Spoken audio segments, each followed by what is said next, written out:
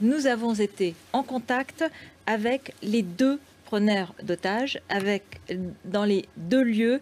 Nous avons pu parler avec Chérif Kouachi et avec Hamadi Koulibaly, et ce n'est que maintenant que les assauts ont été lancés que nous pouvons en parler. Que s'est-il passé exactement ? Eh bien, peu avant 10 heures, l'un des journalistes de la rédaction, Igor Saïri, appelle dans l'entreprise où se trouve Chérif Kouachi. Il l'appelle et il tombe sur lui. Il y a un premier échange téléphonique entre eux qui dure quelques secondes, puis il se rappelle et là, il enregistre la conversation. Chérif Kouachi sait qu'il parle à un journaliste et il sait qu'on lui pose des questions. Et il répond très clairement. Et il va nous dire plusieurs choses que je vous propose d'écouter. D'abord, la première partie de cette interview, c'est qu'il nous explique qu'il est financé par Al-Qaïda au Yémen. On l'écoute.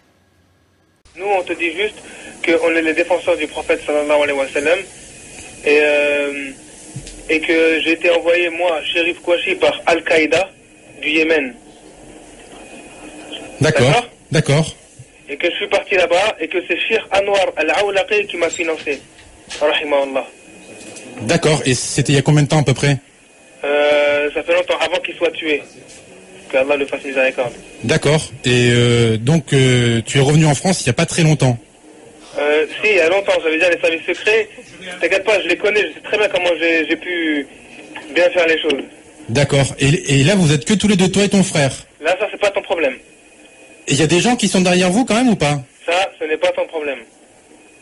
D'accord, et vous comptez tuer encore au nom d'Allah ou pas ? Tuer qui ? Je sais pas, c'est une question que je te pose. Est-ce qu'on a tué des civils pendant les 2 jours que vous nous cherchez ? Vous avez tué des journalistes ? Non, mais est-ce qu'on a tué des civils ou des gens ? Est-ce qu'on était assoiffés de sang pendant les 2 jours que vous nous cherchez ? Allez. Attends. C'est bon, ça y est, je te le dis, d'accord ? Attends, Chérif, est-ce que vous avez tué ce matin ?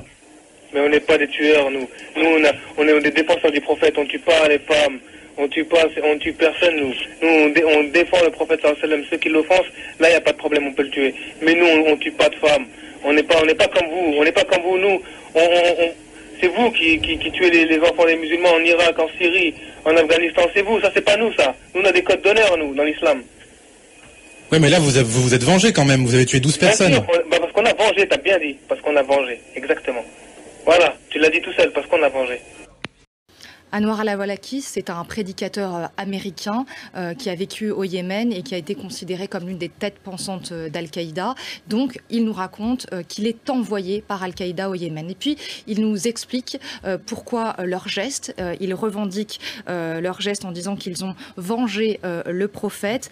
Et ils expliquent aussi qu'ils réfutent avoir tué des civils. Ça, c'est important parce que pour eux, ces journalistes de Charlie Hebdo, ce n'étaient pas des civils, c'était des cibles. Ensuite, ils continuent tout ça d'une façon très calme en expliquant qu'ils ne viennent pas tuer des femmes et des enfants, mais que c'est nous, les Occidentaux, dit-il, qui tuons des enfants en Irak, en Afghanistan et en Syrie. Alors, il parle de manière, je vous le disais, très calme, très déterminée, comme s'il avait aussi préparé des réponses. C'est ça aussi qui était extrêmement troublant. Une conversation qui a duré 2 minutes et dont le message était de passer des revendications. Il avait l'intention que ces revendications soient connues du grand public. Je précise bien sûr que nous n'avons pas diffusé ces informations pendant le déroulement des opérations, pendant le déroulement des enquêtes. Pour éviter de gêner les enquêteurs, pour éviter de gêner le déroulement et le travail des policiers, évidemment, du GIGN et du RAID. Donc ça, c'est à 10 heures. Et puis, donc c'est un coup de fil que nous avons passé à Chérif Kouachi. Peu après 15 heures, là c'est une situation différente parce qu'on a un coup de fil à la rédaction, cette fois-ci d'Hamadi Koulibaly, qui nous appelle et à ce moment-là c'est le directeur adjoint de la rédaction, Alexis Delahousse, qui le prend au téléphone et qui va faire l'interview. Alors il nous appelle parce qu'en fait il cherche à rentrer en contact avec la police, c'est la raison de son appel. Alexis Delahousse va donc l'interviewer, il va lui demander plusieurs choses, notamment pourquoi il est là et qui est derrière lui. Et là, lui se revendique de l'État islamique, très clairement. Il dit qu'il a des instructions du califat. Et puis ensuite, autre élément très important, parce que évidemment, c'est ce que nous disions dans l'après-midi, c'est qu'il va établir un lien avec les frères Kouachi. Je vous propose de l'écouter.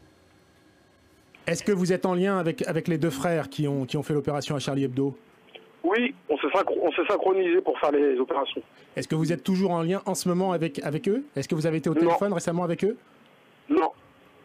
Vous êtes synchronisé de quelle manière? C'est-à-dire qu'il y a encore d'autres événements qui sont prévus? Vous avez un scénario ensemble que vous déroulez? Non, on s'est juste synchronisé pour le départ. Ça veut dire quand ils ont commencé Charlie Hebdo, et moi j'ai commencé à faire les policiers. Attends. Autre élément important, il nous dit aussi à ce moment-là qu'il y a 4 morts dans le magasin et qu'il est aux côtés de 16 personnes avec enfants. Donc ça confirme aussi le bilan de ce soir, 5 morts, dont Koulibaly. Et puis enfin, il explique aussi pourquoi il a fait ça, pour défendre les musulmans opprimés, dit-il, notamment en Palestine. Et enfin, il explique sa cible. Pourquoi ce magasin cachère? Parce qu'il ciblait des juifs.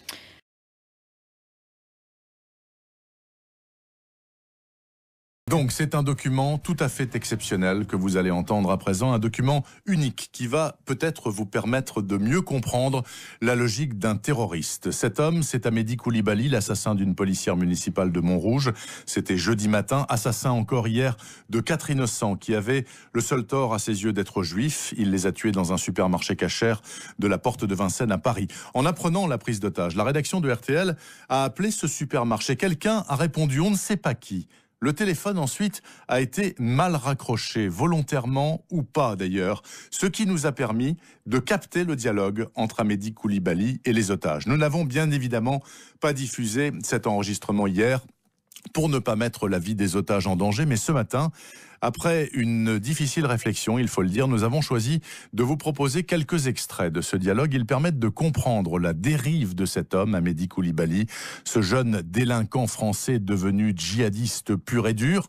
Jean-Alphonse Richard, la qualité sonore de ce document, bien sûr, est parfois un peu médiocre. Il faut tendre l'oreille, mais ce document, tout de même, montre la froide détermination et l'endoctrinement d'un terroriste et une rhétorique aussi qui, manifestement, Jean-Alphonse, ne laisse aucune place à la négociation.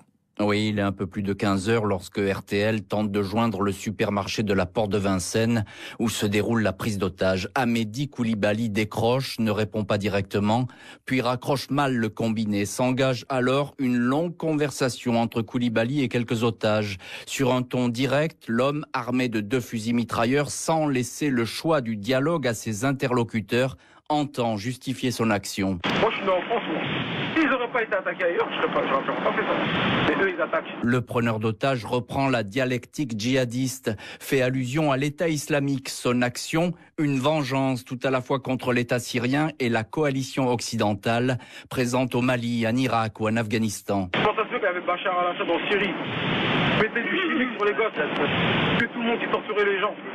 Ils n'ont pas intervenu pendant des années. Quand il y a quelqu'un qui vient qui fait ça, bombardier, coalition de 50 000 pays, tout ça. Pourquoi ils font ça? Pourquoi ils font ça? Quand il y avait le nord du Mali, il y avait quoi au nord du Mali? Et qu'il y a eu la Syrie, ça a commencé en même temps. En même temps, il y avait des enfants qui font. En Syrie et au Mali, il y avait 0 mort. Ils ont tué 100 ou 200 personnes, c'était des militaires. Il n'y a eu aucune exaction au Mali. 0. Ils sont partis intervenir là-bas. Et moi, je vous le dis à vous. Je ne suis pas très au courant de ce qui se passe. Mais ça, c'est bientôt fini. Comme moi, pour venir, il y en aura de plus en plus et ils vont être de plus en plus. Donc, qu'ils arrêtent. Je leur dirais bien qu'ils arrêtent. Ils arrêtent d'attaquer l'État islamique. Ils arrêtent de dévoiler nos femmes. Ils arrêtent de mettre nos frères en prison pour rien du tout. Les explications de Koulibaly sont sans surprise. Arme à la main, l'homme avance des arguments plus ou moins brouillons. C'est vous qui avez élu vos gouvernements. Et vos gouvernements, ils vous ont jamais caché que vous allez faire la guerre au Mali ou ailleurs. Et alors là s'engage le dialogue avec l'un des otages. Deuxièmement, c'est vous qui les financez. Que vous payez les taxes, des trucs, vous êtes d'accord avec eux. Hein? C'est obligé, mais je paye pas mes impôts, moi. Ah oui, tu peux te désavouer, pas payer tes impôts. Pas mes impôts. Oui, mais quand moi je paye mes impôts, ce que je veux, nettoie la route, fasse des super écoles. Quand tu vas payer tes impôts, quand tu vas payer tes impôts, sur la somme que tu vas leur donner, 30% elle va aller à la défense, 30% je sais pas, l'agriculture, etc., etc. Donc, c'est bien qu'il qu'est-ce qu'on fait. C'est comme toi, demain, je te permets, hein. Prends un coca, c'est blindé de sucre, t'as soif. Ouais, t'as pas le choix, tu dois vivre. Peut-être que ça te fait du mal à ton corps, mais t'as pas envie de te faire du mal. T'as pas le choix de pas vivre. Tu peux aller vivre en Israël, tu peux aller vivre dans tout d'Algérie, non, c'est pas ça que je veux te dire. Quand tu manges quelque chose qui est pas bon pour toi, parce que c'est bon, du sucré, des frites, c'est tu manges parce que tu dois manger. Peut-être que ça te fait du mal indirectement, mais tu veux pas te faire du mal. Nous, c'est pareil, on paye nos impôts, mais on veut de mal à personne. D'accord, mais moi je dis que jamais tous les individus j'arrive à s'unir, comme là pour Charlie Hebdo, j'arrive à s'unir pour élire un président, et bien faites la même chose en vous disant, faites des manifestations et dites, c'est les musulmans tranquilles, vous nous laissez tranquilles. Pourquoi vous le faites pas? Manifester pour demander de laisser tranquilles les musulmans, encourage Koulibaly. La conversation semble presque banale, mais la menace est vite de retour. Nous, chez nous, c'est la loi du talion. Vous la connaissez très bien. C'est la loi du talion. Ça veut dire, Allah il a dit dans le Coran, quand il transgresser à transgression égale.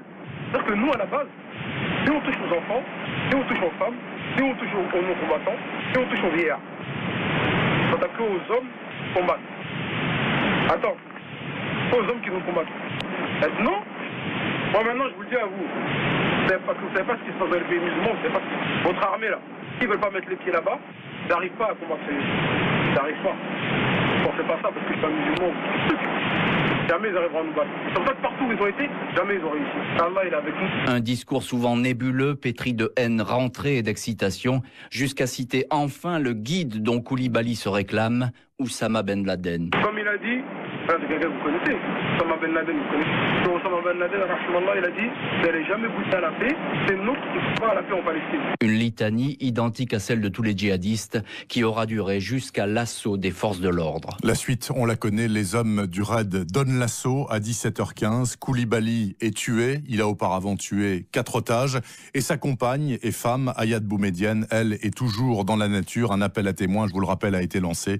Si vous avez des informations, le 0805 02 17 17, 0805 02 17 17.